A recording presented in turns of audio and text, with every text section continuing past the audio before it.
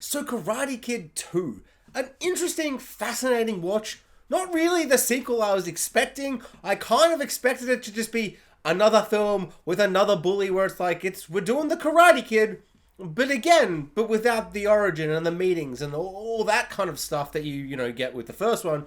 But we're doing the same thing. He meets a bully. The bully's like, that's my girl. And he's like, she's not your girl. She's actually my girl. And you're kind of like, yeah, like the first one. Okay. And then he does a bit of a training montage situation. Then there's a big old tournament.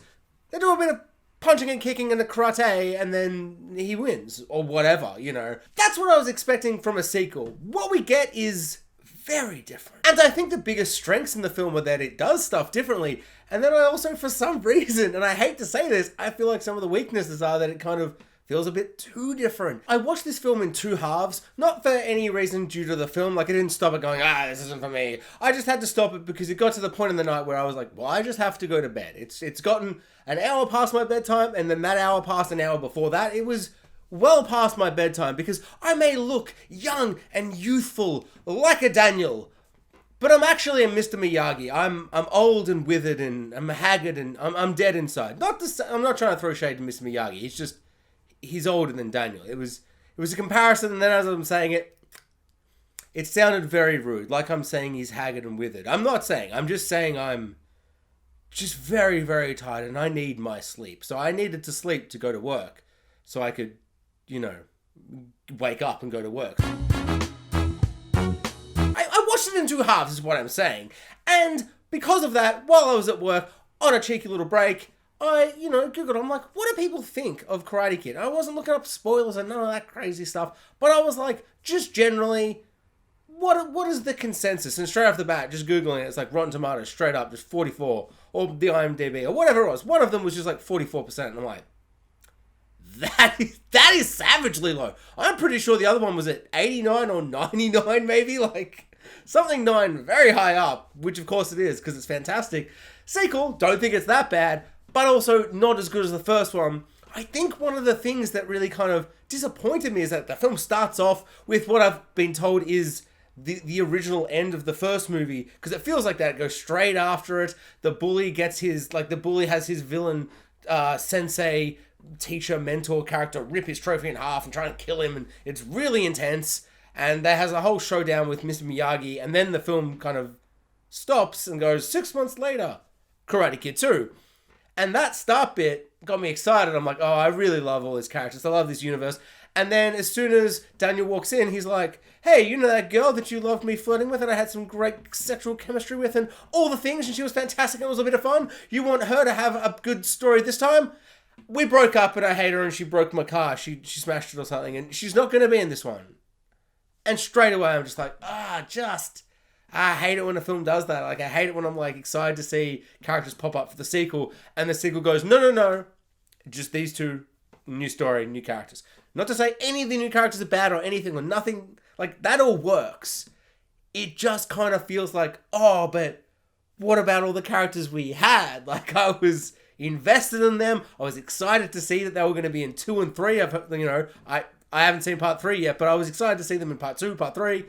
Oh, I guess they're not going to be in any of them. Is Johnny not in any? Is he just not going to be in this until Cobra Kai? Like, okay. And so just straight off the bat, I'm a little bit disappointed. And then we get into this new thing, and new guy rocks up. He's like, I'm new bully. And I'm like, okay, all right, new bully. Here we go. And new romantic interest. I'm like, okay, these are all working pretty good. But it took me a while to kind of get back into it. And it took until this big gambling scene with all his ice blocks. And he's just like doing his, Mr. Miyagi thing, and he's like, smashes through 6 boxes of ice, and I'm like, I'm back. The visual setting of this film is really, really cool. I had to Google, like, did they go to this place? And it was like, no, it was shot in Hawaii. I'm like, of course it was. Not that that ruins anything. It just is. It just kind of made me go, I shouldn't have Googled it, because it just felt like they shot it there. The sets feel really authentic, and then there's a big thunderstorm at the end that kind of brings about a whole bunch of character developments and all the things, and it looks really awesome. It's like just one of those things where you just watch it going, it just feels like they just, summoned the gods, and Thor was like, here's some thunder, get some thunder in you, and it's all raining and stuff, and it's just like films from an era like the 80s and 90s, like they just they just did it. They're just like, so we've got to destroy a village. We've got to like destroy everything with a big, like some big rain machines.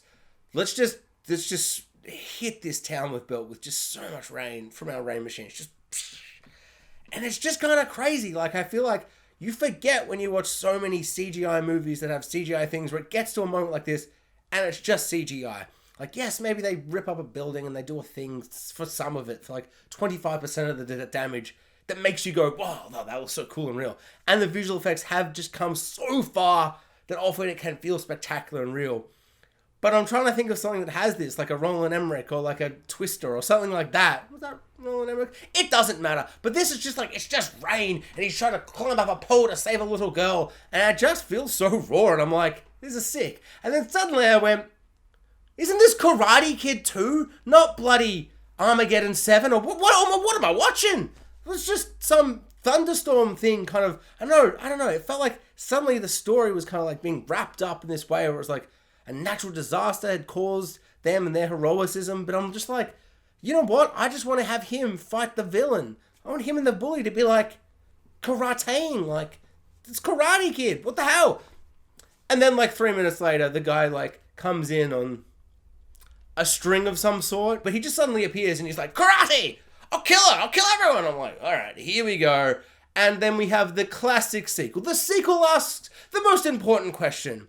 What if the move that can't be stopped, the leg up but a kick with the other leg, wah-ha move, what if it is stopped? Well, he'll just do another move and he'll beat him very quickly. Because of course. So I don't know. Overall, it was pretty good. But just, yeah, something like it didn't have that kind of charm of that American high school bully has the girl, but he loses the girl. But then the nerd comes in and he's like, we're going to do some karate. And then he's like, but pause training montage for 50 minutes. Then karate tournament fight! Blah, blah, blah.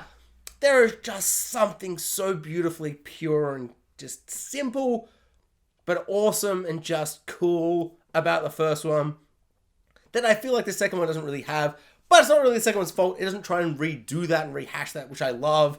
So I'm like in this really weird mixed thing where I'm like, I love that it didn't do the same thing as the first one, but because of that, it doesn't have that same charm as the first one, which is really, I don't know. I don't know what I think about it. I enjoyed watching it, but it did have me like thinking about picking up my phone to play a phone game for 3 minutes every now and then. Whereas the first one, as soon as it started, I'm just like, cinema, this is movie, good. I like movies, you know, and it just blew me away. But of course it did. It's a classic film, and I was just kind of like, yeah, it's just so good. And the second one's pretty good too.